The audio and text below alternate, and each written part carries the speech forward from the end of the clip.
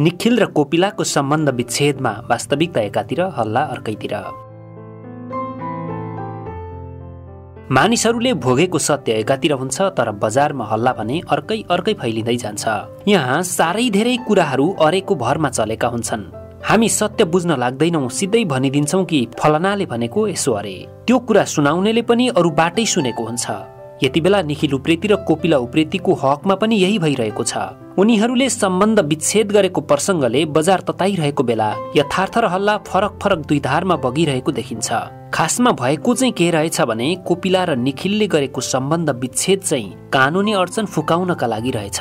नेपालको हालको कानुनले कुनै पनि व्यक्तिको पहिलो विवाह कायम रहेको अवस्थामा दोस्रो विवाह स्वतः बदर गर्छ। यस्तो अवस्थामा दोस्रो विवाहले कानुनी मान्यता पाउँदैन। कोपिला उप्रेतीले सञ्चिता लुइटेलको निखिलसँगको विवाहलाई कानुनी मान्यता मिलोस् भनेर सम्बन्ध विच्छेद गरेको पाइन्छ। उनले आफ्नो फेसबुक स्टाटसमा पनि यही कुरा उल्लेख गरेकी छिन्। उनले लेखेकी छिन्, मैले बिना सम्पत्ति पति निखिल उप्रेतीजीसँग सम्बन्ध विच्छेद गरेकी हुँ। यो नयाँ ठिमीको घर आजभन्दा 14 वर्ष अगाडि नै मेरो नाममा नै थियो। हरेक महिनामा 50,000 मैले पाएको छु, यो सत्य हो। मैले उहाँको दोस्रो सन्तानको निखिलजीको कानुनी नाम पाउन् भनेर यो कठोर निर्णय लिएकी हुँ। कृपया पत्रकारजी गलत समाचार नछापे। मैले 50 लाख लिएको छैन। सक्दो यो खबरलाई सेयर गर्न सबैमा अनुरोध गर्दछु। मेरो भावनालाई सम्मान गरिदिनुहोला। हुन पनि दोस्रो बिहेले कानुनी मान्यता पाउनको लागि पहिलो विवाहको सम्बन्ध कानुनी रूपमा नै समाप्त भइसकेको हुनुपर्छ। अब कुरा आउँछ साथ, सहयोग र समर्थनको। पहिला त केससम्म हुन्थ्यो भने जेठी श्रीमतीले आफ्ना श्रीमानलाई आफैले कान्छी श्रीमती खोजिदिएका पनि प्रशस्त उदाहरणहरू पाइन्छन्। यसरी श्रीमानका लागि अर्की श्रीमती खोजिदिने क्रममा कतिपयले त आफ्नै बहिनीलाई पनि श्रीमानसँग खुसीका साथ विवाह गराइदिएको पनि पाइन्छ। तर अब भने जतिसुकै पारिवारिक मेलमिलाप भए पनि एउटा विवाह भएर सम्बन्ध निरन्तर चलिरहेको अवस्थामा अर्को विवाह पूर्ण रूपले कानुनबाटै बन्देज गरिएको छ।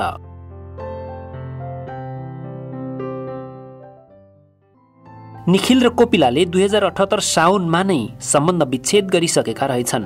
सञ्चार माध्यमले भने अहिले मात्रै थाहा पाएछन्। यो कुराले चर्चा त्यति बेला पायो जति बेला प्रकाश सुवेदीले रजतपट कार्यक्रममा आलोचनात्मक शैलीमा निखिल र कोपिलाको सम्बन्ध विच्छेदको कुरालाई अघि सारे। कोपिलाको स्टाटस हेर्दा प्रकाश सुवेदीको कार्यक्रममा प्रस्तुत गरिएको कुरा बिल्कुल अनुमानका रूपमा उनीहरूको व्यवहार भन्दा फरक रहेको देखिन्छ। हामीहरूको कस्तो भने लैला मजनु जत्तिकै हाम्रो प्रेम त्यस्तो सायद युनिकै लभ हो हाम्रो। त्यस्तो त्यो अरूको जस्तो झारेझुरे लभ पनि होइन होइन। हाम्रो एउटा एकदम डेप्थमै भएको लभ भएरै हाम्रो बिहा भएको। कोपिला र निखिलको बिहेको प्रसङ्ग पनि रमाइलो नै रहेछ। उनीहरूले प्रेम विवाह गरेका हुन्। हामीले कुनै झारेझुरे प्रेम गरेर बिहे गरेका होइनौँ। हाम्रो प्रेम लैला मजनुको भन्दा कम थिएन। निखिल उप्रेती मिन भवन क्याम्पसमा पढ्दा कोपिला आरआर क्याम्पसमा पढ्थिन्। निखिल उप्रेतीका दिदीहरू र कोपिलासँगै कोठा बस्थे। निखिल उप्रेती दिदीहरूकोमा गइरहँदा कोपिलासँग त्यही भेट भएको थियो। त्यो बेला कोपिला बोलिरहन्थिन्, निखिल एकदमै कम बोल्थे। दुवैजनालाई दुवैजनाको स्वभाव मन पर्यो। एकले अर्कालाई मन पराउन थाले। निखिलले कोपिलालाई प्रेम प्रस्ताव राखे, कोपिलाले स्वीकार गरिन्।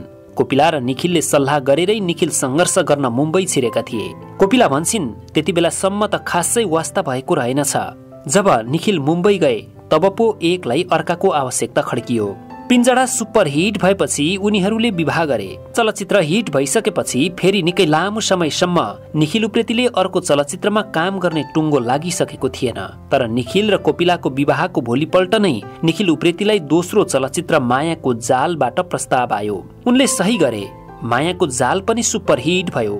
त्यसपछि भने निखिल उप्रेतीले पछाडि फर्केर हेर्न पनि भ्याएनन्। निखिल उप्रेती चलचित्रहरूमा सफल हुनुमा समाजशास्त्रमा स्नातकोत्तर गरेकी उनकी जेठी श्रीमती कोपिलाको पनि ठूलो हात रहेको छ। त्यसलाई पुष्टि गर्न उनको एउटा प्रसङ्ग काफी छ। प्रसङ्ग हामी तीन भाइ चलचित्रको हो।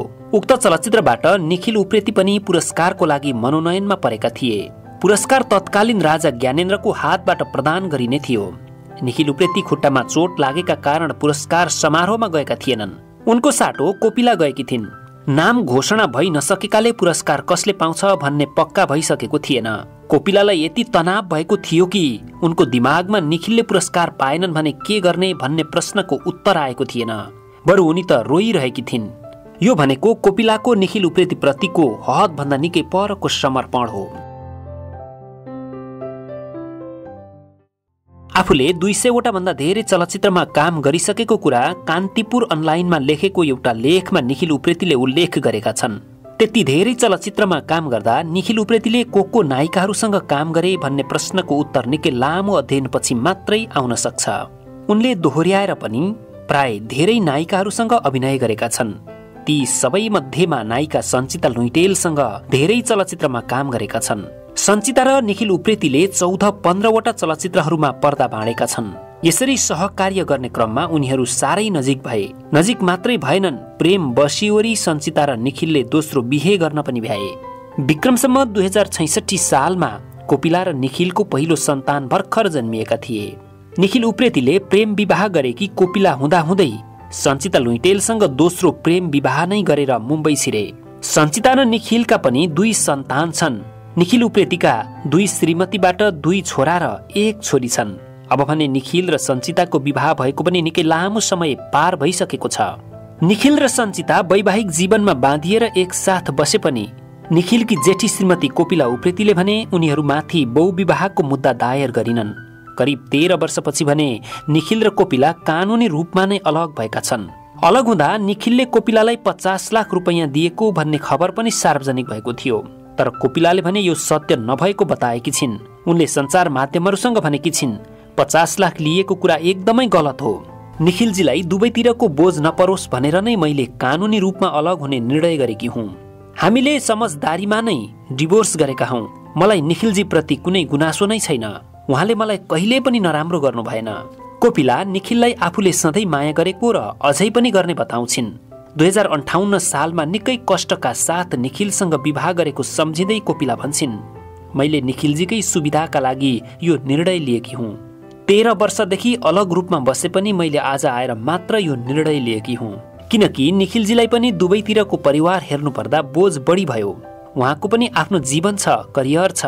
त्यसैले यी सबै कुरा सोचेर मैले समझदारीमा अलग हुने निर्णय गरेँ। नायक निखिल उप्रेतीकी पहिलो पत्नी कोपिला उप्रेतीले निखिलको दोस्रो परिवारको सुविधाका लागि उनीसँग सम्बन्ध विच्छेद गरेको तथा डिभोर्स पछि निखिलसँग कुनै रकम नलिएको प्रश्न पारिसकेकी छिन्। डिभोर्स गर्दा 50 लाख रुपैयाँ त के कुरा, मैले 1 रुपैयाँ पनि लिएको छैन। हामी सिनामङ्गलमा बस्दादेखि नै घर मेरै नाममा थियो। अहिले म नयाँ ठिमीमा 5 आनामा निर्मित 2 तले घरमा बस्छु। यो घर सुरुदेखि नै मेरो नाममा थियो। मलाई सम्पत्तिको लालच छैन। कलाकार हेमन्त बुढाथोकीले घर बुहारीको नाममा पास गर्दा सस्तो पर्छ भन्ने सल्लाह दिएपछि कोपिलाको नाममा उक्त घर पास गरिएको थियो। सम्बन्ध विच्छेद गरेपछि उक्त घर आफ्नो नाममा उनले नामसारी गर्न लगाएकी भने होइनन्। निखिलले मासिक 50,000 रुपैयाँ पहिलेदेखि नै दिइरहेका थिए। यो छोराको फी, लालन पालन र घर खर्चका लागि हो। त्यो रकम पनि सम्बन्ध विच्छेद गरेर लिन थालेकी होइनन्। कोपिला भन्छिन्, डिभोर्स गरेपछि पनि मेरोमा आउने जाने गर्नुहुन्छ। यो पालि हाम्रोमा दशैं थिएन। दशैंमा पनि बिहान मेरोमै आएर खाना खानुहुन्थ्यो। दिनभरि बस्नुहुन्थ्यो। धुने लुगा लिएर आउनुहुन्थ्यो, वासिङ मेसिनमा हाल्नुहुन्थ्यो। तर मैले कहिल्यै पनि यस्ता कुरा बाहिर भन्दै हिँडिन। उहाँसँग अहिले काम पनि नभएको बेला मैले कसरी पैसा माग्न सक्छु? उहाँलाई दुःख दिनु भनेको त मैले उहाँलाई माया नगरेकै भयो नि। बुढोले जे नगर्नु गरिहाल्नु भयो भनेर आफूले यति दुःख पाउँदा पनि आजको दिनसम्म माया गरेरै बसेको हुँ। कोपिलाको गुनासो चाहिँ के भने निखिल उप्रेती कोपिलासँगै खाने हिँड्ने गरे पनि मिडियामा सञ्चितासँग मात्र हिँडेको देखाइयो। उनीसँग खाएको हिँडेको मिडियामा आएन भन्ने हो। कोपिला भन्छिन्, जे हुनु भइसक्यो, बुढाले गल्ती गरिसक्यो। उनीहरूको पनि 2 वटा बच्चा भइसक्यो। बच्चाको के दोष? उनीहरूले पनि वैधानिकता पाउन् भनेर सञ्चिताको सुविधाका लागि म आफै हाँसी खुसी उहाँसँग छुटिएकी हुँ। हामी छुटिए पनि माया भनेको त छुटिँदैन भनेर डिभोर्स दिएकी हुँ। मेरो बच्चाले त जन्मदै बाउको नाम पाइहाल्यो। सञ्चिताको बच्चाले पनि पाओस्। निखिललाई किन दोहोरो जिन्दगी जिउँछौ भनेरै डिभोर्स दिएकी हुँ। निखिलको घर परिवारतिर पनि हाम्रो राम्रो सम्बन्ध छ। उनीहरूले मलाई धेरै माया गर्छन्। दर्शकवृन्द, नायक निखिल उप्रेती र उनकी जेठी श्रीमती कोपिला उप्रेती बीचको सम्बन्ध विच्छेदको कुराले यति बेला निकै चर्चा पाएको छ। मिडियाहरूमा विभिन्न खालका कुराहरू आइरहेका छन्। आखिर सत्य तथ्य के हो त? कोपिला आफैले यसको बारेमा भनेका कुराहरू यहाँ हामीले उल्लेख गर्यौं। यो सामग्री हेरिसकेपछि तपाईहरूलाई कस्तो लाग्यो? तपाईहरू कोपिला उप्रेतीले गरेको यो सम्बन्ध विच्छेदलाई त्याग भन्नुहुन्छ अर्थात् स्वार्थ भन्नुहुन्छ? तपाईहरूलाई के लाग्छ? आफ्नो प्रतिक्रिया तल कमेन्ट बक्समा लेखिदिनु हुन विनम्र अनुरोध गर्दछौँ। यो भिडियोलाई अन्तिमसम्म हेरिदिनु भएकोमा तपाईहरूलाई धेरै धेरै धन्यवाद। हवस् त, नमस्कार।